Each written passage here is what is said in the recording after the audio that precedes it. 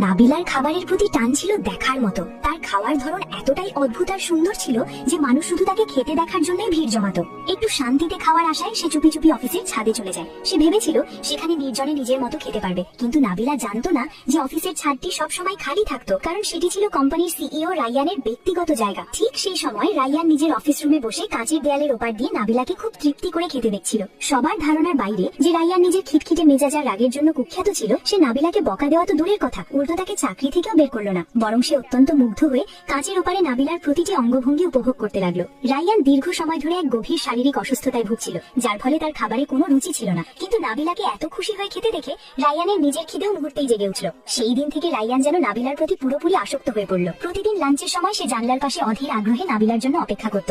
যেমনই নাবিলা তার lunch box খুলতো, Ryan নিজের অজান্তেই তার প্রতিটি ভঙ্গি নকল করতে শুরু করত।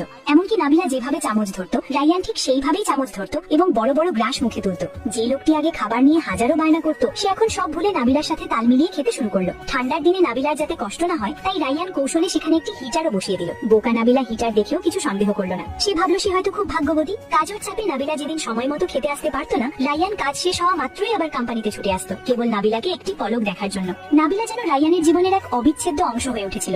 রায়ান নিজের হাতে একটি নিমন্ত্রণ পত্র লিখলো এবং নাবিলাকে তার ভাগ্নের জন্মদিনের পার্টিতে দাওয়াত দিল। কিন্তু সে জানতো না যে তার এক বন্ধু এই নিমন্ত্রণ পত্রটি দেখে ফেলবে। সেই বন্ধুরা নাবিলার উপর ক্রাশ ছিল, তাই সে পরিকল্পনা করলো নিজে গিয়ে নাবিলাকে দাওয়াত দেওয়ার এবং তাকে সাথে করে নিয়ে আসার। পরদিন সেই বন্ধুটি নাবিলাকে নিতে এলো। নাবিলা যখন খুব খুশি হয়ে গাড়িতে বসতে যাচ্ছিল, তখনই সে দেখলো ভেতরে সিইও রায়ান বসে আছেন। মুহূর্তের মধ্যে নাবিলার কপালে ঘাম জমে গেল। সে পালাতে চাইলো, কিন্তু আর কোনো উপায় ছিল না। নাবিলা জানতো না যে এই পুরো ঘটনাটি আসলে রায়ানের পরিকল্পনা মাফিক হচ্ছে। তারা যখন পার্টিতে পৌঁছালো, রায়ান আর দেরি করলো না, সরাসরি নাবিলার কাছে নিজের মনের কথা প্রকাশ করলো। নাবিলা কিছু বুঝে ওঠার আগেই রায়ান তার হাত নিজের বাহুডোরে জড়িয়ে নিল এবং গর্বের সাথে তাকে ব্যাংকোয়েট হলের ভেতরে নিয়ে গেল। যাওয়ার সময় সে তার বন্ধুর দিকে এক বিজয়ের হাসি দিয়ে বুঝিয়ে দিল নাবিলা কেবল তারই।